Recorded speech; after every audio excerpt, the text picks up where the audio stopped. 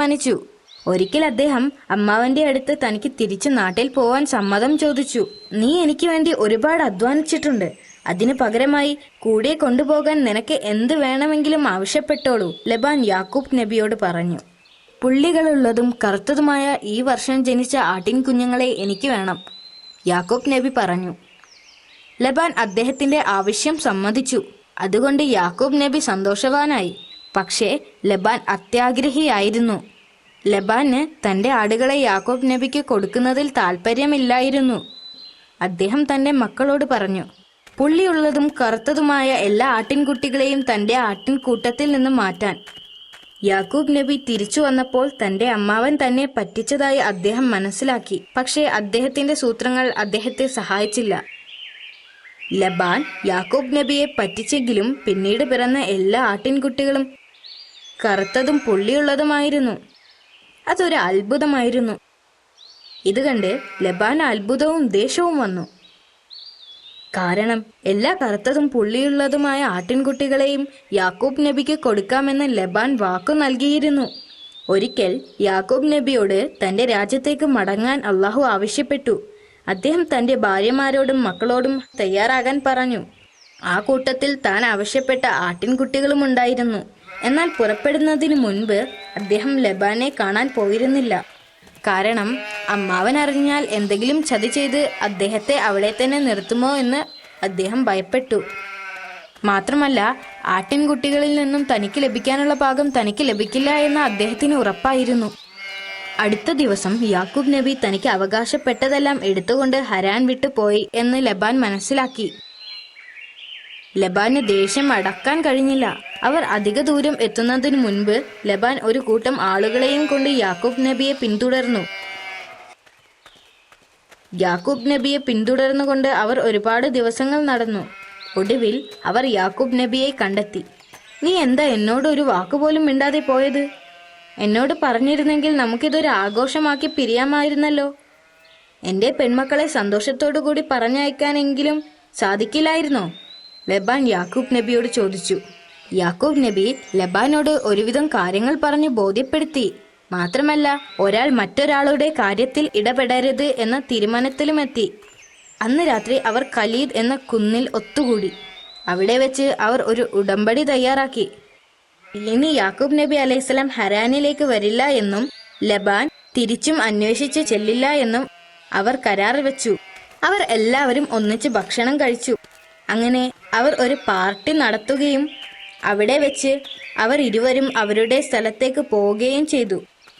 നബിയും കുടുംബവും തന്റെ രാജ്യം ലക്ഷ്യമാക്കി നടന്നു. ഒരിക്കൽ ഒരു രാത്രി യാക്കൂബ് നബി തന്റെ കൂടാരത്തിന് മുൻപിൽ ഇരിക്കുകയായിരുന്നു. അപ്പോൾ ഒരു മലക്ക് മനുഷ്യരൂപത്തിൽ യാക്കൂബ് നബിയുടെ മുന്നിൽ പ്രത്യക്ഷപ്പെട്ടു. ആ മലക്ക് യാക്കൂബ് നബിയുമായി വഴക്കുകൂടി. മലക്ക് പ്രവാചകന്റെ കഴുത്തിൽ പിടിച്ച് തള്ളിയിട്ടു. മലക്ക് യാക്കൂബ് നബിയുടെ തുടയിൽ പരിക്കേൽപ്പിച്ചു. യാക്കൂബ് നബിക്ക് നടക്കാൻ വയ്യാതെയായി. സൂര്യൻ ഉദിക്കാറായപ്പോൾ മലക്ക് നബിയോട് ചോദിച്ചു, നിന്റെ പേരെന്ത്? യാക്കൂബ്. അദ്ദേഹം മറുപടി പറഞ്ഞു, ഇന്നു മുതൽ നീ ഇസ്രായേൽ എന്നറിയപ്പെടും എന്ന് പറഞ്ഞുകൊണ്ട് മലക്ക് വായുവിൽ അപ്രത്യക്ഷനായി. യാക്കൂബ് നബിക്ക് തന്റെ കണ്ണുകളെ വിശ്വസിക്കാനായില്ല. ആ വന്നത് ഒരു മലക്കായിരുന്നു എന്ന് അദ്ദേഹത്തിന് മനസ്സിലായി. അദ്ദേഹം തന്റെ കുടുംബവുമായി വീണ്ടും ഒരുപാട് ദിവസം സഞ്ചരിച്ചു. സൈർ എന്ന് പറയുന്ന ഒരു സ്ഥലത്തെത്തിയപ്പോൾ അവർ ഏശാവിനോട് മാപ്പപേക്ഷിച്ചുകൊണ്ട് ഒരു ദൂതനെ യാക്കൂബ് നബി അയച്ചു. അടുത്ത ദിവസം ആ ദൂതൻ ദുഃഖവാർത്തയും കൊണ്ടാണ് തിരിച്ചു വന്നത്. ഏശാവ് 400 ആളുകളെയും കൊണ്ട് ഇങ്ങോട്ട് വരുന്നു എന്ന് യാക്കൂബ് നബിയെ അറിയിച്ചു.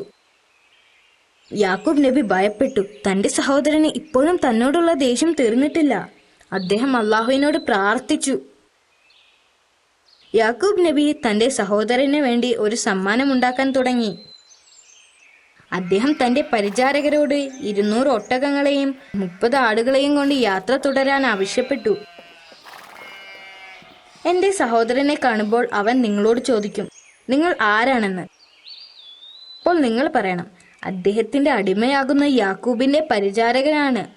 ഈ മൃഗങ്ങൾ അടിമ യജമാനന് നൽകുന്ന സമ്മാനമാണെന്നും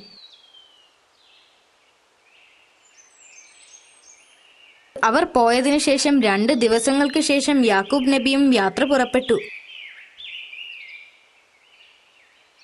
യേശാവ് യാക്കൂബ് നബിയുടെ പരിചാരകരെ കണ്ടു. യേശാവിന് അവരോട് നല്ല മതിപ്പ് തോന്നി. ആ മൃഗങ്ങളെല്ലാം തന്റെ സഹോദരൻ തനിക്ക് നൽകിയ സമ്മാനമാണെന്നറിഞ്ഞു. അതിനു പുറകെ യാക്കൂബ് നബി വരുന്നത് യേശാവ് കണ്ടു. യാക്കൂബ് നബി തന്റെ സഹോദരനെ കണ്ടപ്പോൾ ആദരസൂചകമായി ശിരസ് നമിച്ചു. യേശാവ് ഇത് കണ്ട് യാക്കൂബ് നബിയുടെ അടുത്തേക്ക് ഓടിപ്പോയി കെട്ടിപ്പിടിച്ചു. യേശാവിന്റെ കണ്ണ് നിറയുകയും ചെയ്തു. ഇത്രയും വർഷം അദ്ദേഹത്തോട് ദേഷ്യം കൊണ്ടു നടന്നതിൽ യേശാവ് സഹോദരനോട് ക്ഷമ ചോദിക്കുകയും ചെയ്തു. നിന്റെ കൂടെ വന്ന ഇവർ ആരൊക്കെയാണ്? യേശാവ് യാക്കൂബ് നബിയോട് ചോദിച്ചു. അള്ളാഹു എനിക്ക് നൽകിയതാണ് ഇവരെ. അദ്ദേഹം മറുപടി പറഞ്ഞു. ലേഹ, റാഹേൽ, അവരുടെ മക്കൾ, അദ്ദേഹത്തിന്റെ മുഴുവൻ പരിചാരകർ, ഇവരെല്ലാം യേശാവിന്റെ മുമ്പിൽ ആദരസൂചകമായി ശിരസ് നമിച്ചു. ആദ്യം സമ്മാനങ്ങളൊന്നും വാങ്ങാൻ യേശാവ് തയ്യാറായില്ല. എന്നാൽ യാക്കൂബ് നബി അദ്ദേഹത്തെ നിർബന്ധിച്ചു. ഒടുവിൽ അദ്ദേഹം സമ്മതിച്ചു. അവരെല്ലാം യേശാവിന്റെ കൂടെ സ്വന്തം നാട്ടിലേക്ക് മടങ്ങി. തിരികെ പോകുന്ന വഴി അവർ ജെറുസലേമിൽ തമ്പടിച്ചു. ഇവിടെയായിരുന്നു വർഷങ്ങൾക്ക് മുൻപ് പ്രവാചകൻ പാറയിൽ എണ്ണ ഒഴിച്ച സ്ഥലം. വർഷങ്ങൾക്ക് മുൻപ് അദ്ദേഹം അള്ളാഹുവിന് കൊടുത്ത വാക്ക് പാലിച്ചുകൊണ്ട് അവിടെ ഒരു പള്ളി പണിതു. യാക്കൂബ് നബിക്ക് ആകെ 12 മക്കളാണ് ഉണ്ടായിരുന്നത്.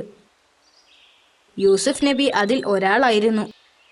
അദ്ദേഹം സുമുഖനും ദൈവവിശ്വാസിയുമായ ഒരു യുവാവായി വളർന്നു. അവർ പിന്നീട് ഈജിപ്തിലേക്ക് കുടിയേറി പാർത്തു. അവിടെ 17 വർഷം ജീവിച്ചു. ഒരുപാട് കാലത്തെ പ്രവാചക ദൗത്യത്തിനു ശേഷം യാക്കൂബ് നബി തന്റെ 147-ാം വയസ്സിൽ വഫാത്തായി.